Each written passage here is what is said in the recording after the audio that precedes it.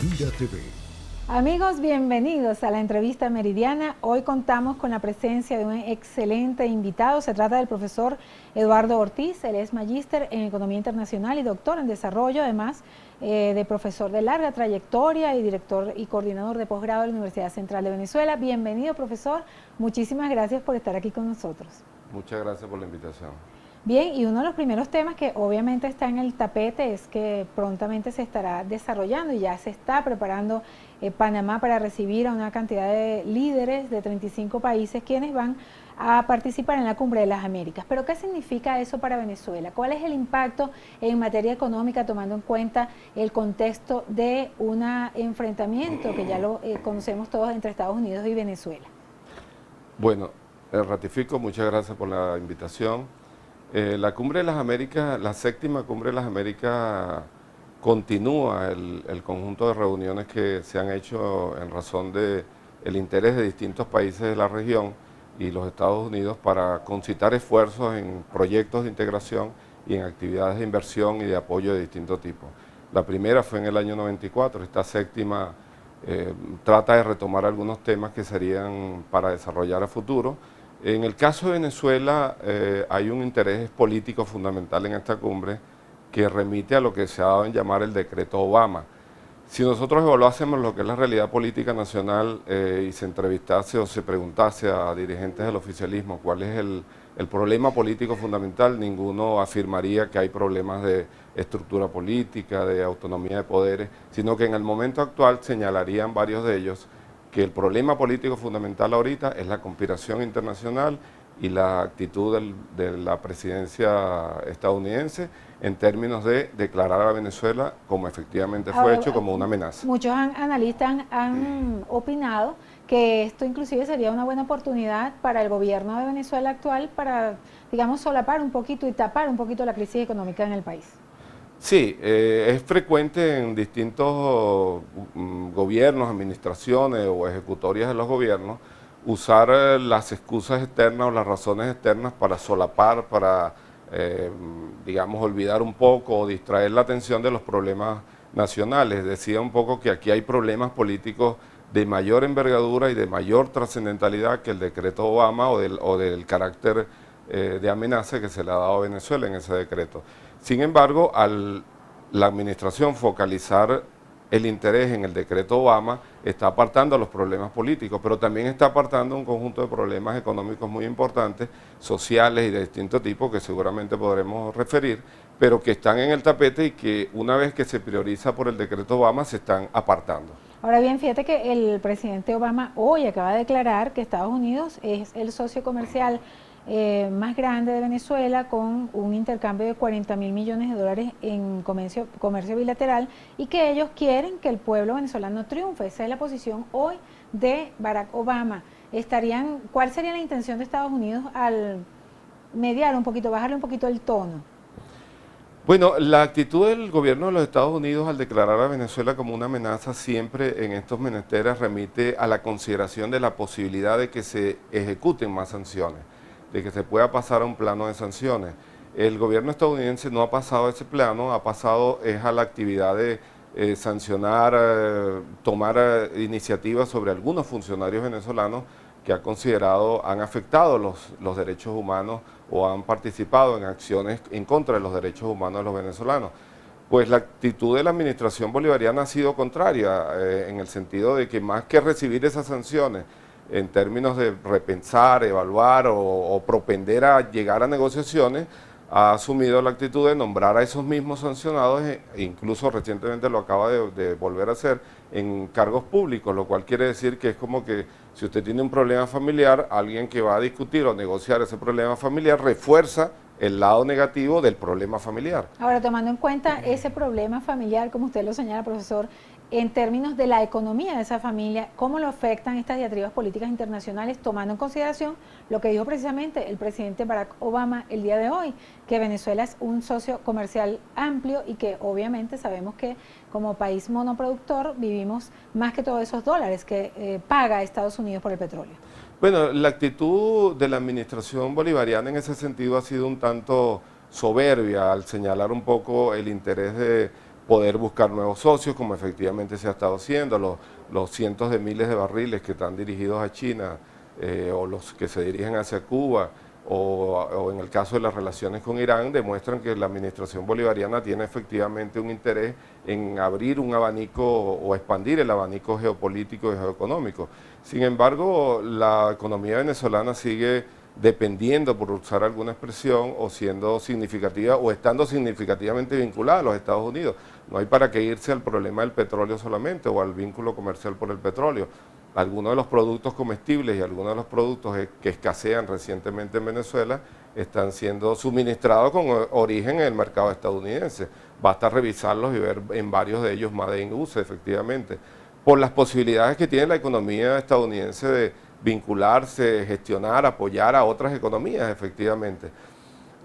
Sin embargo, en la medida en que puede existir soberbia, también existe la dificultad para establecer nuevos acuerdos, establecer mecanismos de conciliación. Ayer, por ejemplo... ¿Por qué usted señala que hay dificultad? ¿A qué amerita, o sea, qué observa usted este tema? Bueno, si uno lee, por ejemplo, las declaraciones de Serrano, que está ubicado como una especie de consultor de la administración bolivariana, este economista español, puede, sin ser la voz oficial de Venezuela, simplemente un consultor, usted puede ver cómo él avala, cómo él señala la necesidad de no entrar en acuerdos o en conciliaciones con el interés transnacional o el interés del capital internacional.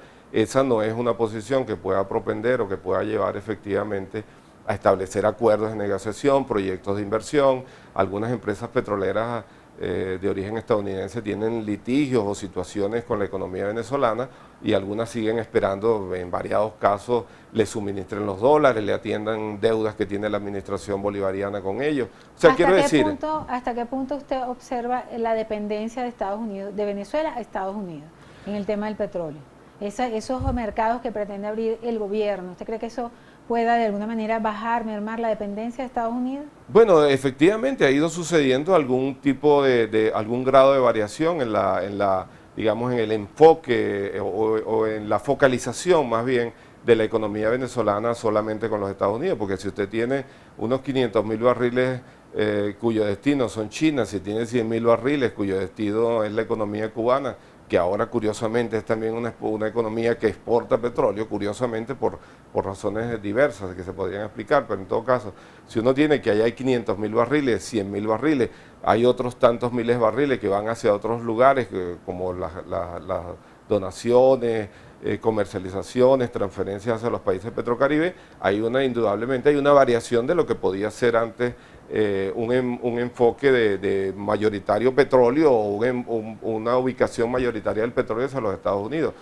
Sin embargo, el mercado estadounidense sigue siendo el mercado estadounidense. Venezuela tiene una larga trayectoria de vinculación con sus empresas, las actuaciones de Ciggo, de otras empresas que han estado en manos de los venezolanos, efectivamente dan un escenario donde el panorama ha variado, pero no radicalmente. Profesor, en la próxima parte me gustaría conversar con usted, pues estos temas son bastante densos, pero tomando en consideración pues su pericia en los temas, no quiero dejar de tocar el tema del CIMADI, el control de cambio y todos estos temas de gran interés para el pueblo venezolano. En la próxima parte con el profesor Eduardo, quédense allí con nosotros.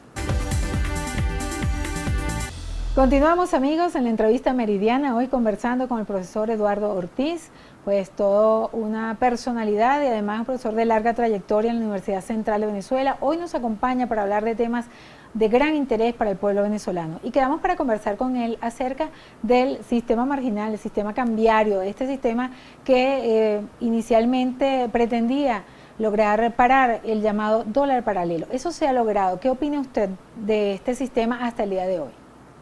Bueno, cuando se instauró el CIMADI, se hizo con tres tipos de cambio, digámoslo así. El primero, que es 630, el segundo, uno que debía hacer que SICAD 1 y SICAD 2 propendiesen a un tipo de cambio, y el tercero, que era efectivamente el caso del CIMADI. En el caso del CIMADI se buscó que este sistema aniquilase, destruyese, eliminase el mercado libre, el mercado negro, el mercado paralelo. Visto en términos de varios elementos que se pueden considerar, esto no se habría logrado. En primer lugar, porque el nivel de transacciones del CIMADI no ha superado el 1,8% del total de transacciones en el mercado cambiario. O sea, no ha llegado a un 2% en primer lugar. En términos digamos, coloquiales, no se tienen los dólares que se necesitan en el mercado. Sí, no hay la suficiente oferta de dólares porque el CIMADI debería haber recibido la oferta de dólares de los privados, digámoslo así, pero el sector privado venezolano no ha manifestado o posibilidad o interés de canalizar hacia el mercado del CIMADI dólares que podrían ofertarse. El sector privado ha actuado por razones diversas en términos de buscar captar dólares de CIMADI. En razón de ausencia de oferta del sector privado, lo que queda es el sector público, dado que en Venezuela hay una condición donde el sector público, el Estado, el gobierno, como querramos definirlo, es el mayor oferente de divisas. Entonces decíamos que en términos de la proporción, de la porción del mercado, el CIMADI no habría cumplido su objetivo, pero tampoco en términos del nivel del dólar, porque en ningún momento la administración se planteó un CIMADI que nos diese un dólar CIMADI que iba subiendo, y si vemos las acciones en 3, 4, 5, 6 semanas el CIMADI acaba de cerrar muy recientemente en más de 190, o sea, el CIMADI ha empezado... Casi 195. Sí, por eso digo más de 190, entonces el CIMADI curiosamente es un dólar que también va subiendo, y el dólar libre, el dólar paralelo, el dólar del mercado negro, una vez que apareció el CIMADI, fue como que encontró una posibilidad de que efectivamente al darse una devaluación por la vía del CIMADI, él podía en sí mismo crecer. El dólar creció, el dólar negro, el dólar paralelo, hasta cerca de casi los 300 bolívares por dólar, llegó a 290, bajó y está actualmente como una especie de estancamiento relativo en 245, 250 como cerró en los últimos días. Definitivamente es relativo a la oferta. Si el Estado no oferta, porque los privados obviamente es ilógico, ¿no? Voy a ofertar un dólar más bajo de lo que me lo pueden vender, comprar en otro lado, ¿no? Es ilógico. Sí, en este caso vuelvo también a las declaraciones de Serrano, a quien focalizo simplemente porque es un consultor de la administración y es una de las opiniones más curiosas que he escuchado sobre el CIMADI. Decía Serrano en una entrevista que apareció en contrapunto.com que los venezolanos ya no iban a tener necesidad de acudir al mercado negro, al mercado paralelo, porque tenían el CIMADI. Pero si usted va al CIMADI y tiene solamente un 2% del mercado, no tiene dólar. Entonces, ¿se ha registrado algún avance con el CIMADI, cree usted, o no? En realidad, en términos del nivel del dólar, el nivel del dólar paralelo subió. Bajó, pero está en un estancamiento relativo. En ese sentido no se ha avanzado. El nivel de transacciones mayoritariamente se sigue realizando por ahí, dado que en el CIMADI solo se alcanza a cerca de un 2%. ¿Por qué el bolívar está tan devaluado? ¿Cómo explicarlo a la gente? El bolívar, en primer lugar, hay que decir que estaría sobrevaluado. O sea, el bolívar, más que explicarlo de por qué está tan devaluado, digamos que está sobrevaluado. El que esté sobrevaluado quiere decir que el 6.30 es un nivel que no está acorde con lo que podría ser un nivel del tipo de cambio, llamamos los economistas, se llama en la economía siempre, el tipo de cambio de equilibrio. Obviamente calcular el tipo de cambio de equilibrio va por una serie de técnicas, tipo de cambio real, relaciones transables, no transables, hay una cantidad de técnicas que pueden llevar a precisar cuál es el tipo de cambio adecuado para una economía. En la actualidad, algunos han llegado a estimar, o en algunos equipos, en algunos ambientes se ha llegado a estimar que el dólar podría moverse bien entre 40 y 60. Si usted ve que un dólar se pudiese mover entre 40 y 60, o el precio del dólar pudiese moverse allí, o los tipos de cambio pudiesen tener confluencia hacia ese nivel, hay dos consideraciones que hacer. En primer lugar, el del 6.30 está sobrevaluado, porque es un dólar que es muy barato en términos de bolívares, y el mismo CIMADI y el dólar libre estaría ahí sí con la expresión que usted usó, o la que planteaba, que estaría devaluado. O sea, ahí tenemos las dos cosas, o sea, ni siquiera podemos hablar de uno sobrevaluado. Claro. O sea, tenemos todo aquí. Y todo afecta al pueblo, al consumidor. ¿Cómo lo afecta? Porque mucha gente diría, bueno, yo no compro dólares. Es válida esa observación que usted plantea, porque realmente la propia política, el propio contexto económico y macroeconómico debería propender, no ha propendido hasta ahora, a ir generando un tipo de cambio que fuese más cercano al equilibrio, que fuese el equilibrio. Y todo pareciera indicar que el tipo de cambio está en un promedio, digámoslo, bajo al nivel del tipo de cambio del dólar paralelo. El dólar paralelo está en 240. Cuando usted compara la cantidad de veces que ese dólar paralelo supera al dólar de 6.30, puede observar que efectivamente hay una distancia muy grande. Pero más aún, si nosotros llegamos, por ejemplo, a consideraciones sobre cuánto vale el salario de los venezolanos medido en términos de dólar CIMADI, porque ahora tenemos dos complicaciones, dos elementos que complican esto, porque tenemos el dólar paralelo, pero tenemos el mismo dólar CIMADI. Pero para ubicarnos en la realidad del CIMADI. Ubiquémonos en el CIMADI, que es una realidad relativa, usemos esa expresión, porque la realidad real, valga la redundancia, es el dólar paralelo, dado el poco nivel, la poca porción de cobertura que tiene el dólar CIMADI. Pero si aplicamos el dólar CIMADI, y usted lleva su salario, el suyo o el de cualquiera de nosotros, cotejado por 190, puede ver que el precio de la hora hombre venezolana es realmente muy bajo. Cuando usted compara con la hora hombre en Estados Unidos, 8 o 9 dólares la hora, por tomar algún rasero incluso relativamente bajo. Profesor, ya nos tenemos que ir, nos están mandando a despedirnos, pero para una próxima oportunidad me gustaría hablar con usted el precio del aumento de la gasolina. Sin embargo, le pregunto, ¿es o no justo este aumento? Ya para finalizar. Es justo el aumento de la gasolina. La gasolina está realmente siendo vendida, expendida a un nivel muy barato comparado con América Latina y comparado con el mundo. La gasolina prácticamente está siendo regalada en Venezuela. Va a llegar un momento que, como ha pasado en otros rubros y en otras instituciones, va a ser incluso más práctico para cuestiones de ahorro de tiempo, y perdónenme digamos la ironía en ese sentido, va a ser más práctico decirle a cualquiera de nosotros, llega a esa bomba y ustedes le van a regalar la gasolina, porque el tiempo que pierde entre pagar 2 bolívares o 4 bolívares va a resultar más beneficioso para la economía y para la sociedad. Esta es una analogía, una figuración que hago en términos de expresar que la gasolina está efectivamente muy barata, muy mal pagada, y que internacionalmente no hay ningún parámetro de comparación. Incluso aún aumentando la gasolina actualmente, duplicándola, triplicándola o cuadruplicándola, la gasolina va a quedar barata en relación al resto del mundo. Muchísimas gracias, profesor Eduardo Ortiz, por esta interesantísima conversación. Reiteramos pues la invitación a otra oportunidad. Bueno, muchas gracias por la invitación y estaremos atentos a esas invitaciones. Muchísimas gracias a ustedes también, nuestros queridos televidentes, por permitirnos compartir con ustedes a través de Mira TV.